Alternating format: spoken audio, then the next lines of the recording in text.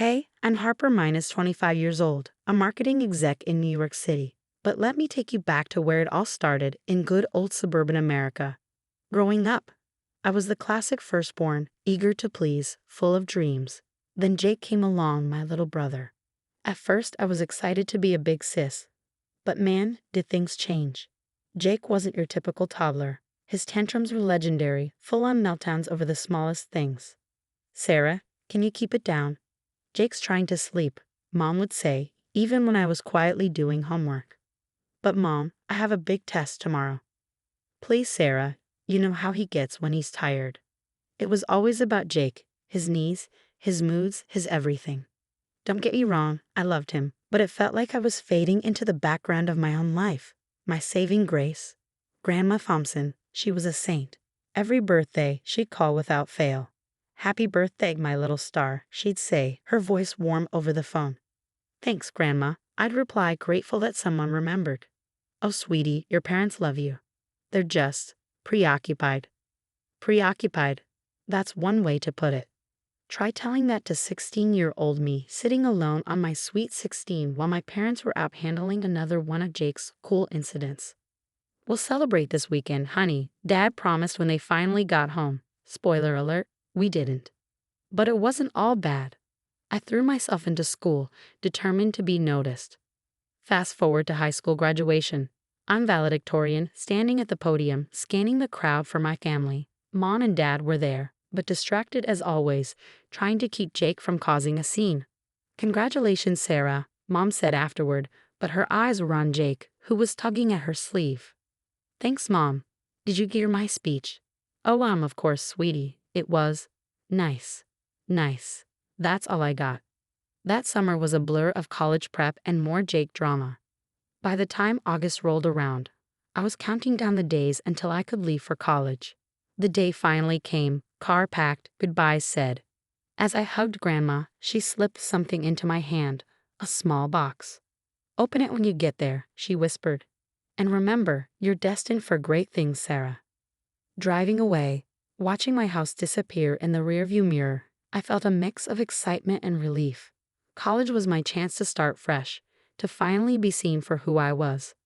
Little did I know, that was just the beginning of my journey to find my voice.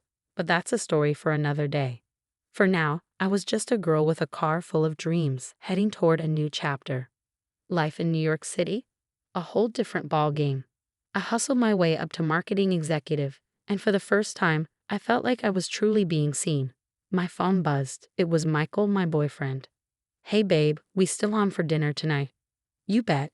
Can't wait to tell you about this campaign I just landed." "That's my girl, always killing it." I smiled. Michael understood me in a way my family never did. Speaking of family, I've been dodging their calls lately. Out of sight, out of mind, right?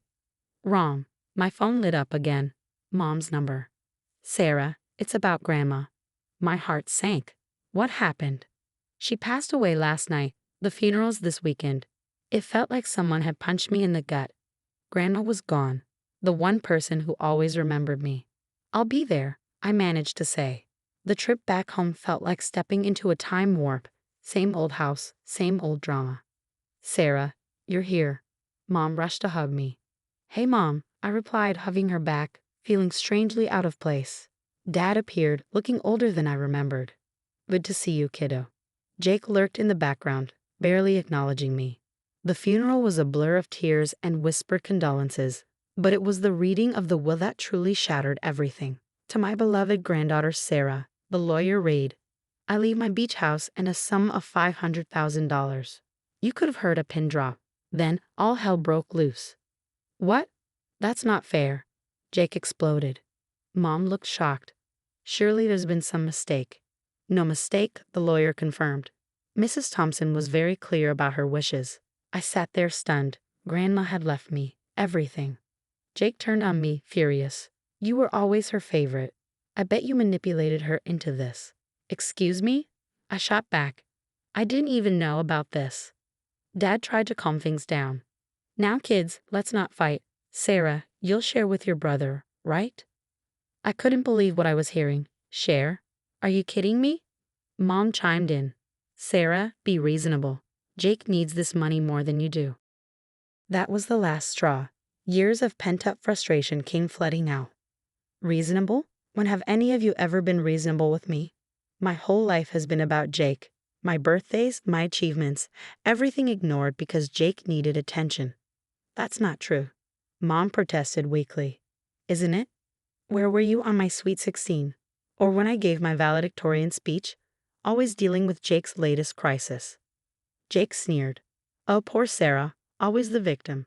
I rounded on him. You don't get to talk. You've had everything handed to you on a silver platter. I worked my ass off, I snapped. Sarah, language. Mom gasped. No, Mom, I'm done sugarcoating things. Grandma left me this inheritance because she saw me. She was the only one who ever did. Dad tried to intervene. Now, Sarah, we love you both equally. Save it, Dad. Your actions have always spoken louder than words. And they've been crystal clear. I stood up, shaking with a mix of anger and adrenaline. I'm not sharing the inheritance. It's mine, fair and square. And frankly, it's the least I deserve after years of being treated like I didn't matter. The room erupted into chaos. Jake was yelling, Mom was crying, and Dad was trying to calm everyone down. But for once I didn't care. I walked out, head held high. As I drove back to the city, I felt a weight lift off my shoulders. For the first time in my life, I had stood up for myself against my family. It hurt, yeah, but it also felt dang good. I dialed Michael's number. Hey, you free to talk? You won't believe what just went down. Little did I know, this was just the beginning of the storm. But for now, I was breaking free, and it felt amazing. Back in New York, I threw myself into renovating Grandma's beach house. It became my sanctuary, a place where I felt her love surrounding me. But my family had other plans. My phone buzzed with yet another text from Mom. Sarah, honey, we miss you. Can't we talk about this? I ignored it, just like the dozen before. Then came one from Jake. Way to abandon your family, sis. Real classy. Frustrated, I tossed my phone aside. Couldn't they just let me be? Later that week, I met up with Lena, my best friend, and Michael for drinks. They won't stop messaging me, I vented. It's like they can't accept that I don't want to share the inheritance. Lena raised an eyebrow. Share? Girl, that's your money. Your grandma left it to you for a reason. Michael nodded in agreement. Sarah, have you ever considered that what they're doing might be emotional abuse? I scoffed. Abuse? That's a bit strong, isn't it? Is it? Lena challenged. They've been dismissing your feelings and needs for years. That's not normal, Sarah. Her words hit me hard. Could it really be abuse? I couldn't shake the thought. Maybe I should talk to someone about this, I admitted. And that's how I found myself in Dr. Patel's office the following week. Tell me about your childhood, Sarah, she prompted. As I talked, memories came flooding back. Like the time I won the science fair, but my parents missed it because Jake had a meltdown at school. They didn't even congratulate me later. The hurt felt fresh, as if it had just happened. Dr. Patel listened intently. Sarah, have you ever considered that Jake's behavior might not always have been uncontrollable? I frowned. What do you mean? Sometimes children learn that certain behaviors get them attention. It's possible Jake's tantrums were, at times, a form of manipulation. It was like a light bulb went off. All those times Jake's tantrums seemed to happen at the most inconvenient moments. Had he been playing us all along? Over the next few weeks, therapy helped me see my family dynamics in a new light. I felt stronger, more sure of myself. Then came the bombshell, a voicemail from Dad. Sarah, we need to talk. We're having some financial troubles. Jake's in a bit of a mess. We're coming to New York next week. We really need to sort this out. As a family. I sat there, phone in hand, as a mix of dread and determination washed over me. They were coming here, to my turf. This time, I'd be ready for them. The week before my family's arrival, I prepped with Dr. Patel and my friends, setting clear boundaries and strategies for dealing with potential manipulation. When they showed up at my apartment, the tension was palpable. Sarah, sweetie, you look well, Mom said, hugging me stiffly. Dad nodded awkwardly. Nice place you've got here. Jake just grunted, not meeting my eyes. I'd arranged for us to have dinner at a nearby restaurant, thinking a public setting might keep things civil. I was wrong. So Sarah, Dad began, about the inheritance. I cut him off. I'm not sharing it, Dad. That's not up for discussion. Mom's face fell. With Sarah, we're family. We should support each other. Support? Like you supported me all those years? I countered. Jake slammed his fist on the table. Oh, here we go again with the pity party. People at nearby tables turned to stare. I took a deep breath, remembering Dr. Patel's advice. Jake, that behavior might have worked when we were kids, but it won't work now. Mom looked shocked. Sarah, how can you be so cold? Your brother needs help. What kind of help? I asked, sensing there was more to the story. Dad sighed heavily. Jake's in some gambling debt. We were hoping you could help out. I couldn't believe what I was hearing.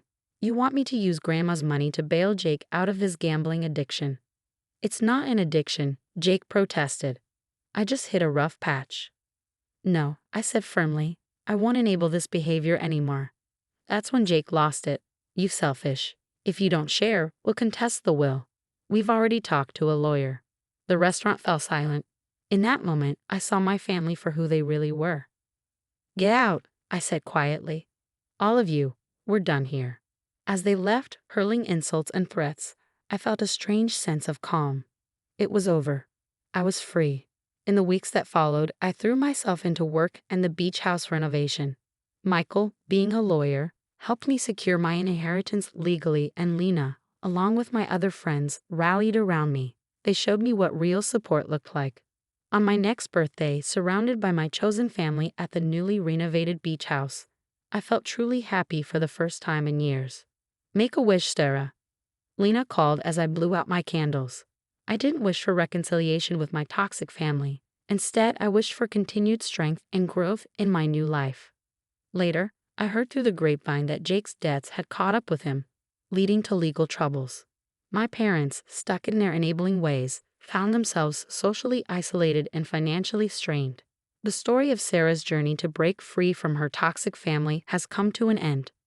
Now, I want to hear from you. Is it ever justified to cut ties with family members, even if they're blood relatives? Or should we always try to maintain family connections, no matter how difficult? Share your thoughts in the comments below.